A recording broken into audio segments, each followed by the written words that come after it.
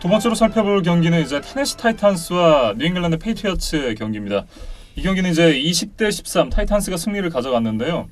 이 경기가 치러지기 전에 마침 이제 뉴잉글랜드 지역에 헨리라는 이름의 이 윈터스톰이 왔다 그래요. 네. 뭐 눈 내리고 난리도 아니었었는데 이 경기에서는 데릭 헨리가 이 뉴잉글랜드 페이트리어츠를 강타했습니다. 네, 맞습니다. 근데 네. 이제 말씀하신 이 날씨, 어떤 태풍 이거에 대해서 좀 말씀드려보면, 그래서 제가 이제 지난주 경기 프리뷰하면서 그 얘기를 했었거든요. 이날 일기예보를 좀 미리 찾아보니까 비 올 확률이 90%, 그리고 그게 저녁 이후에는 눈으로 바뀔 가능성도 있다라고 일기예보가 그렇죠. 있었는데, 네. 말씀하신 것처럼 실제로 이런 태풍이 왔었는데 이 경기 때는 날씨가 괜찮았어요. 맞아요. 그러니까 사실 비가 조금씩 내리고 경기 시작하기 전에 안개가 좀 꼈었거든요. 근데 이제 경기가 진행이 되면서 안개도 거쳤고 비가 이렇게 많이 오지 않았다. 네. 그렇기 때문에 경기에 영향을 미칠 정도로 날씨가 나쁘지 않았다는 것이 일단 타이탄스한테는 정말 큰 행운이었습니다. 네. 물론 이제 헨리라는 그런 또 다른 태풍이 있었지만 그런 것이 이제 날씨가 크게 영향을 미치지 않았다는 면에서 볼 때는 양 팀이 원래 생각했던 전력, 원래 작전대로 경기를 펼쳤다라는 관점에서 보자 그러면 일단 뭐 데릭 헨리 말씀드리기 전에 조금 먼저 말씀드리고 싶은 건 페이트리어스가 일단 테네힐의 패싱 공격은 정말 잘 막았다. 그러니까 데릭 헨리한테 의존할 수밖에 없게 만들었는데 테네힐의 패스를 정말 잘 막았다. 근데 이제 저희가 여러 차례 말씀드렸지만 테네힐이 투입된 이후에 타이탄스의 패싱 공격이 상당히 무서워졌잖아요. 네. 근데 이날 그 테네힐의 패싱을 성적을 좀 보면 패스 시도 15개 중에 8개 성공, 72야드 패싱, 그리고 인터셉트까지 기록했기 때문에 일단 뉴잉글랜드의 패싱 디펜스는 충분히 역할을 해줬다. 특히 진짜 어떤 생각이 들었냐면 이제 스테판 길모어를 포함해서 이 뉴잉글랜드의 세컨더리가 정말 강하긴 하구나. 그래서 이날 그 타이탄스의 넘버원 리시버 AJ 브라운이 캐치 하나에 4야드였어요. 그리고 뭐 타이탄스 와이드 리시버나 타이드엔드나 이런 리시빙 옵션 중에서 가장 기록이 좋았던 선수가 캐치 2개에 23야드를 기록한 앤터니 퍼크서 선수예요. 그러니까 그 정도로 패싱 수비는 잘해줬다. 네. 그런데 이제 문제는 말씀하신 것처럼 뉴잉글랜드가 패한 첫 번째 이유는 사실 이제 데릭 헨리겠죠. 그렇죠. 데릭 헨리가 사실 이날이 생일이었다 그래요. 아, 그렇죠. 네, 맞아요. 26번째 생일이었는데 정말 이 생애 최고의 생일 선물을 승리라는 이 기분 좋은 선물을 받지 않았나 이런 맞습니다. 생각이 좀 들고 참 올 시즌에 러싱 리더다운 모습을 이 경기에서도 보여줬다 이런 생각을 그렇죠. 해봤습니다. 대단한 활약을 해줬는데요. 사실 이 경기를 생각하면은 사실 이런 생각을 했었거든요. 타이탄스 패싱을 잘 막아준다고 그러면 뉴잉글랜드가 그러면 이제 사실 관심이 헨리한테 집중될 수밖에 없고 여기까지는 그대로 상황이 갔거든요.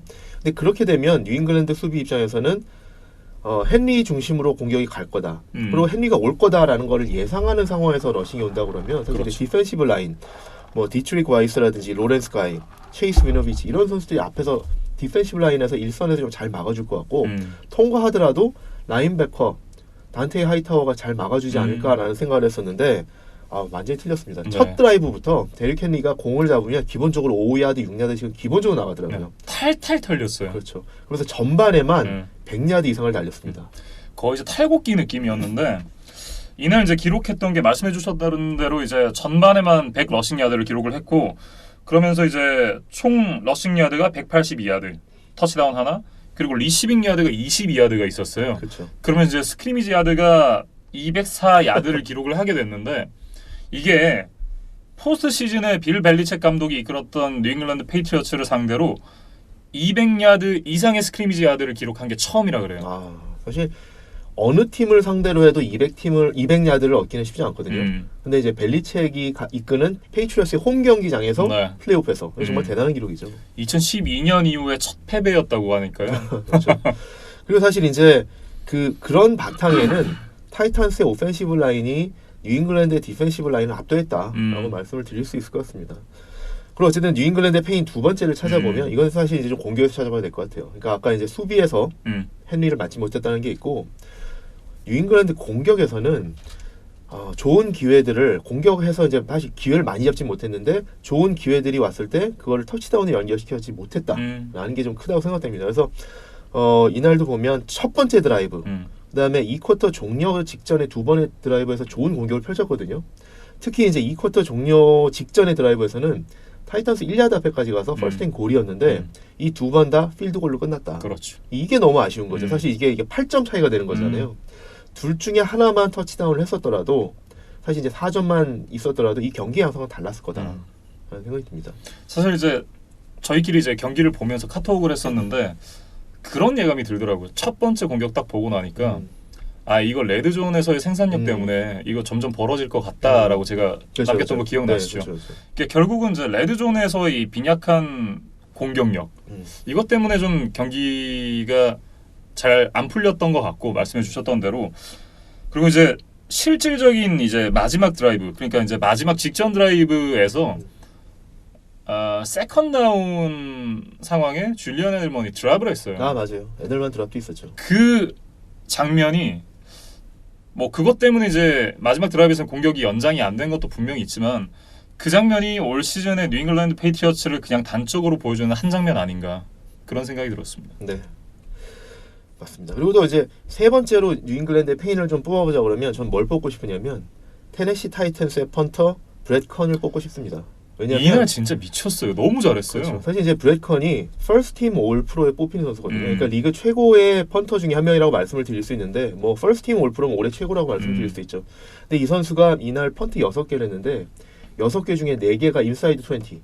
그리고 그 인사이드 20도 그냥 20가 아니고 11야드 13야드, 7야드, 1야드에 꼽았어요. 그러니까 가뜩이나 공격이 안 되는 뉴잉글랜드가 득점하기 위해서 가야 되는 거리를 정말 멀리 만들어 놓은 거죠. 그러니까 정말 깊이 핀다운을 잘해 놓은 거였는데 특히 이제 마지막 드라이브 진짜 기가 막혔어요. 14대 13이니까 진짜 필드골 하나면 이제 역전도 가능한 상황인데 시간이 많지는 않았지만 그 펀트가 1야드에 페이트리엇을 박아놨다. 진짜 그 펀트는 예술 그 자체였다. 물론 이제 스페셜 팀이 가서 이제 다운을 잘하는 것도 있지만 그 정도로 어쨌든 펀트를 꾸준히 잘해놔줬다라는 게 정말 이게 진짜 사실 경기를 정말 뉴잉글랜드 입장에서는 이길 수 없게 만들어 놓은 게 아니냐.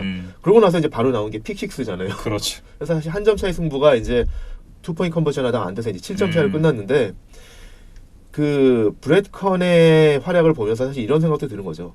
펀터도 웨폰이 될 수 있다.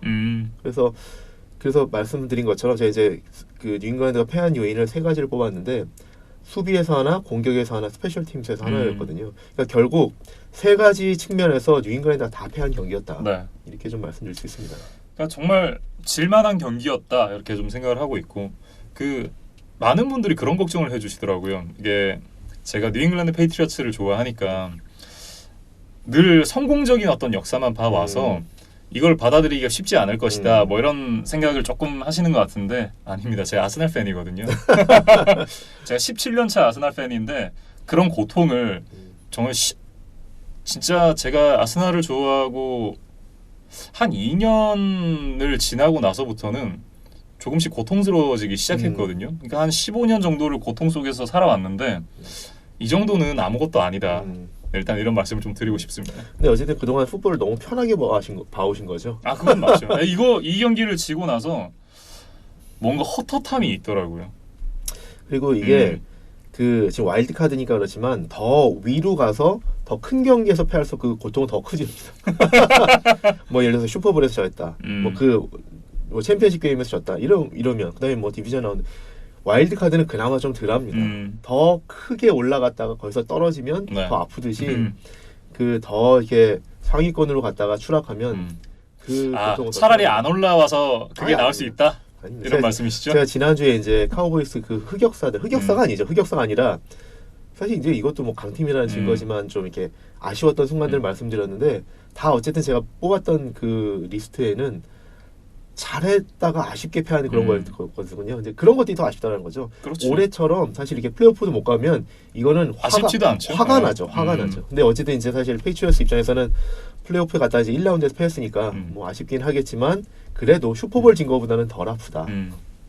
이날 이제 아마 짐 렌츠였나요? 이제 그 얘기를 했었던 것 같은데 아마도 오늘 다이너스티가 끝날지도 모르겠다라는 얘기를 이제 중계 중에 했었어요. 그렇죠. 사실 이제 그게 이제 탐 브레이디에 대한 얘기인데 톰 브레이디가 사실 이제 계약이 끝나거든요. 그러니까 그렇죠. 끝난다라기보다는 사실 정확히 말씀을 드리면 톰 브레이디가 이제 2년 계약을 했어요. 그래서 이제 올해가 끝나면 이제 1년 계약이 더 남은 건데 그 계약이 어떻게 되어 있냐면 그 해가 끝날 때마다 그 계약을 갱신하게끔 돼 있어요.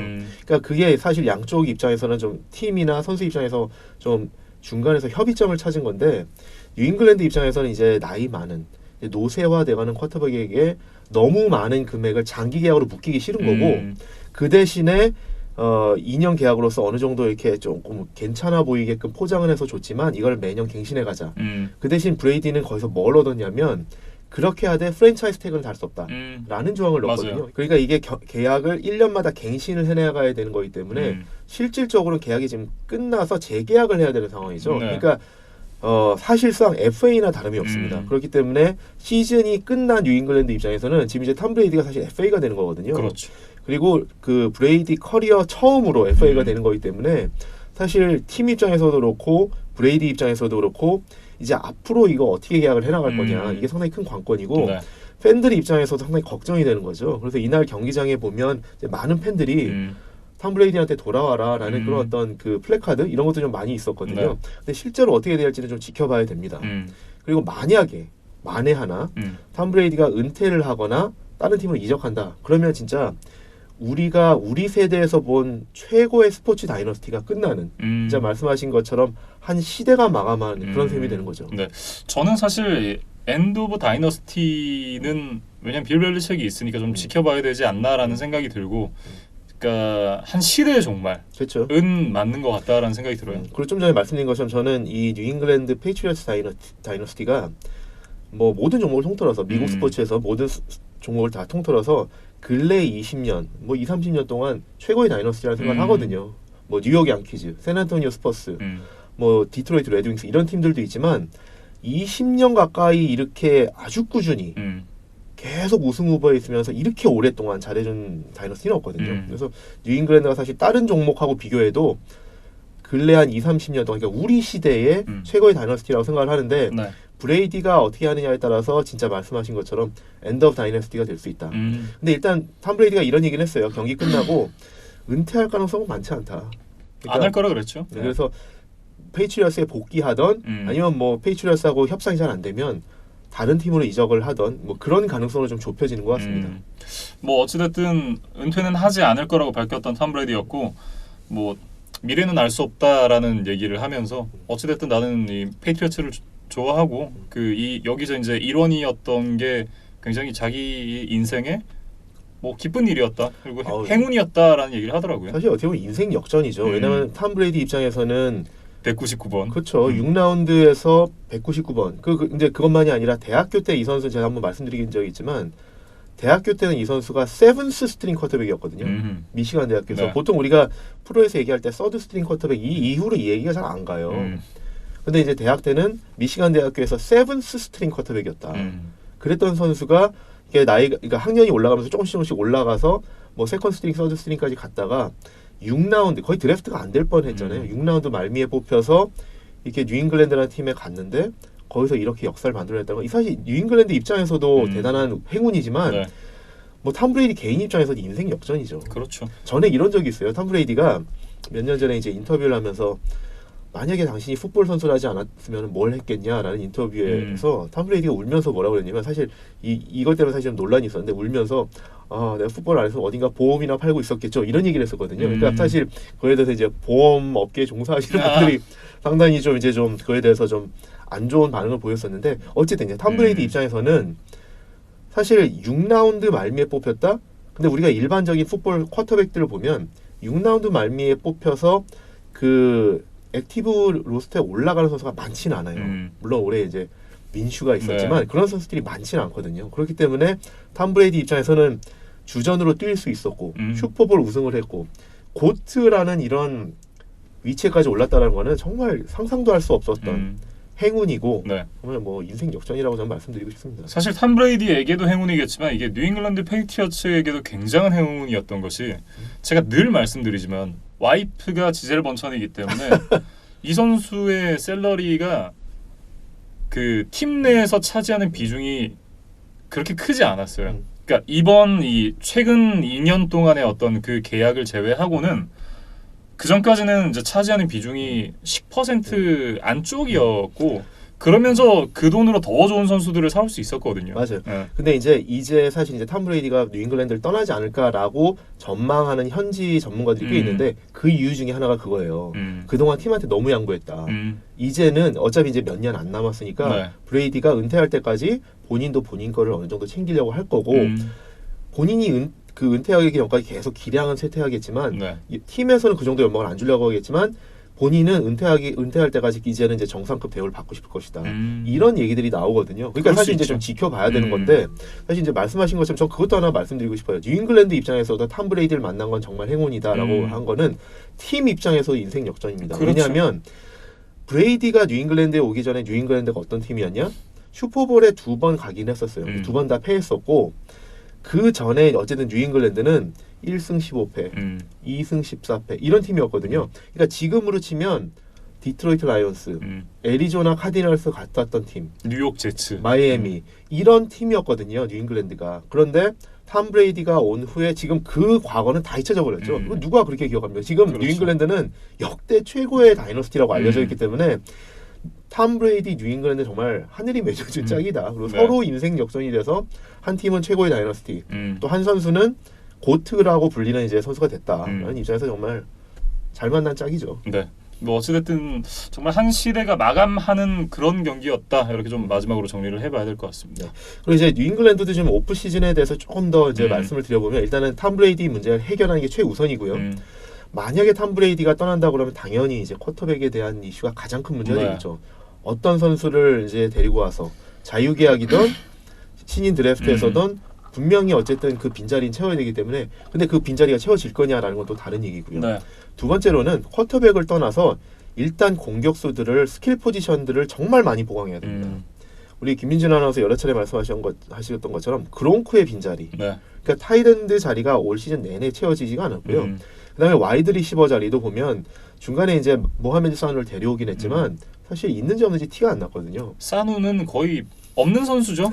사누 하는 게 없어요. 그렇기 때문에 에달만 하나로 의존하는 그런 공격이었는데 지금 와이드 리시버, 타이든드 이런 쪽이 많이 보강이 필요하다.